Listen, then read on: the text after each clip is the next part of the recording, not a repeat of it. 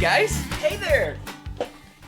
Hey, welcome back to another New Calm Kids lesson. It's so good to have you here. My name's Connor. I'm so glad you can join me so that we can learn more about God from His Word together.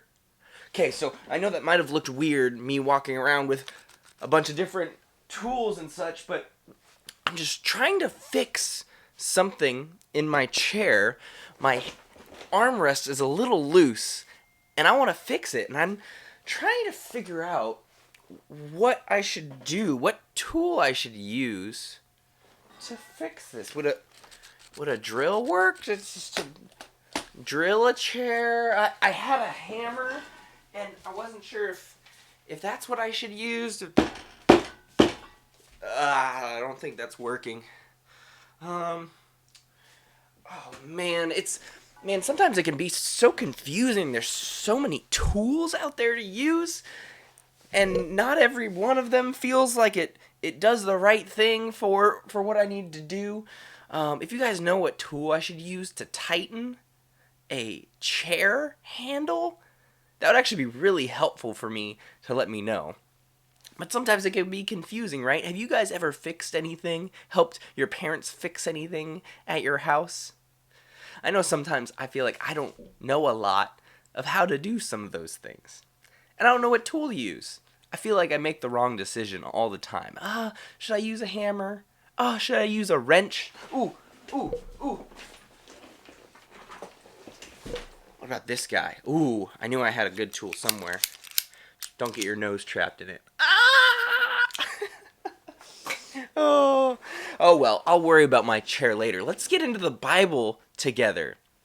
If you guys want to turn with me, grab your parents, grab a brother or sister, and let's learn together. If you guys want to turn to Matthew chapter 22, starting in verse 34 with me, that would be amazing. So, last week, we learned about Jesus caring for the children, right? Now, in the story with Jesus that we're at now, these people called the Pharisees and Sadducees are trying to trick Jesus. Whoa.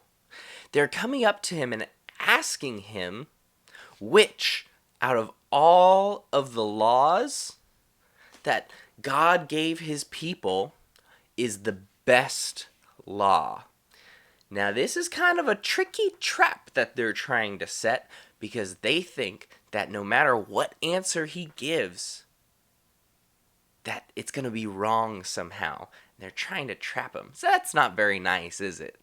No, but Jesus has an amazing answer. Let's read together. Read with me.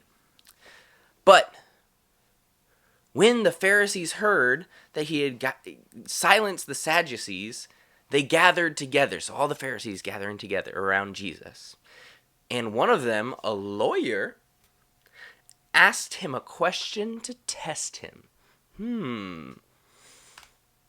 Next verse. It says, "Teacher, what is the greatest commandment in the law?" And Jesus said to him, "You shall love the Lord your God with all your heart and with all your soul and with all your mind." Wow, so Jesus actually gave an answer for what is the greatest law, but he keeps going. This is the great and first commandment, and a second is like it. You shall love your neighbor as yourself. On these two commandments depend all the law and the prophets. Wow. So Jesus actually gave an answer to the Pharisees that were trying to trick him. They didn't think that he could give a good answer. You see, the law was a long list of things that God gave his people to help, like, in their relationship with him, to let them know what is right and what is wrong. And so they thought that if they could get Jesus to pick one instead of another, that they could say, "Hey, how dare you not? You want to use the other laws and prophets. But Jesus did something tricky.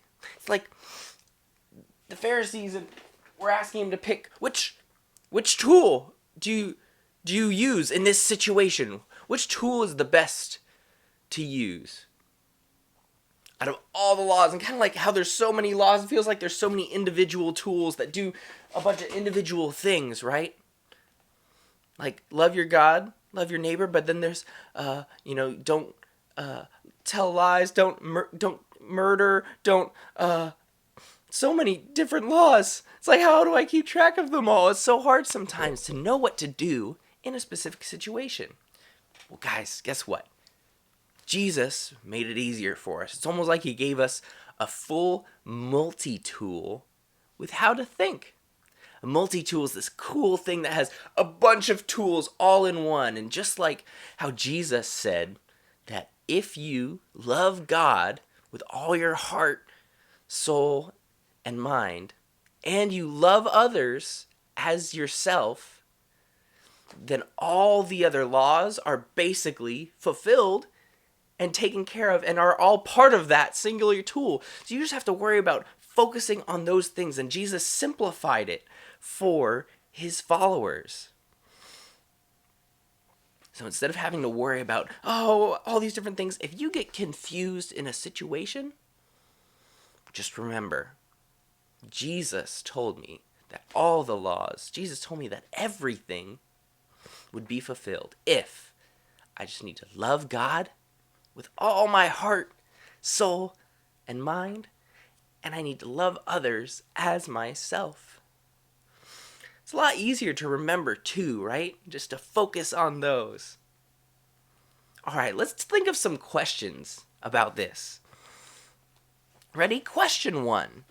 Talk to your brother, your sister, and your parents about this. Whoever you can talk to. Question 1. Have you ever been confused and didn't know what to do? Maybe if you found yourself in a new situation and you're not sure how to act. Sometimes when you're growing up and you're learning what's right and what's wrong, and your parents will let you know, no, don't do that. Yes, that's okay. Sometimes it can be confusing not knowing what to do. Has that ever happened to you? You're confused in how to act? I know I have. There's been times where I meet new people and I'm trying to figure out, okay, how should I interact with them? What should I do?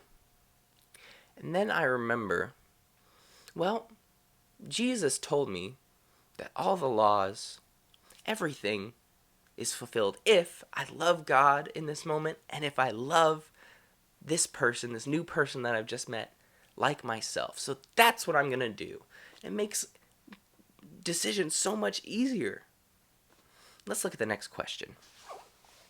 What do you think it looks like to love someone with all of your heart, soul, and mind? To love God with all of your heart, soul, and mind. That's a lot of things, right? Heart, so everything that you feel. Your soul, like everything that you are. And your mind, everything that you think. That's actually a lot of things, right? It's basically like he's saying with everything that you are.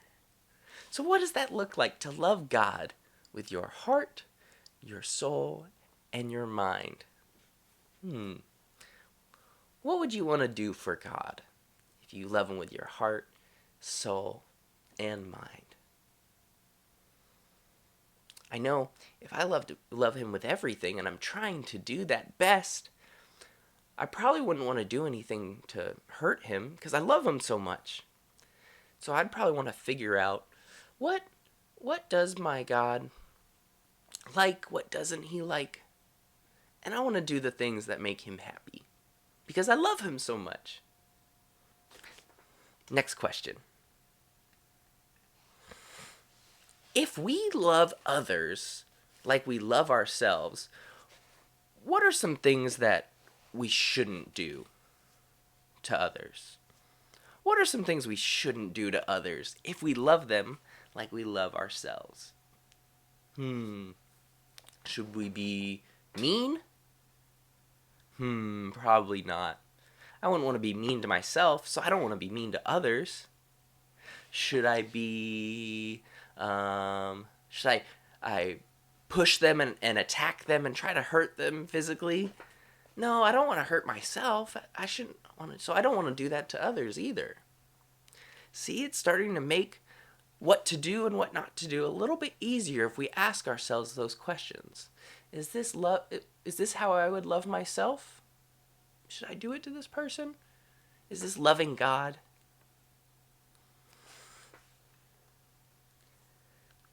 And finally, why do you think Jesus said it was important to love others? Why is that so important to Jesus, who is God, and telling us what the heart of God is? Why is it important that we're loving others and not just Him? That's a little tricky, right? Think about it. I'll tell you what I think. I think God made you, and He made me, and He loves both of us very dearly, which means He also loves the next person that you'll see, your mom, your dad, your brother, your sister, the stranger on the street. He loves everyone that He created. So if He loves them, I think He wants us to treat His creation well too. So I hope that helps you guys. If you're ever confused and you don't know what to do, you're trying to figure out how to solve a problem, just remember and ask yourself, is this loving to God with all of my heart, soul, and mind? And is this loving someone else like I love myself?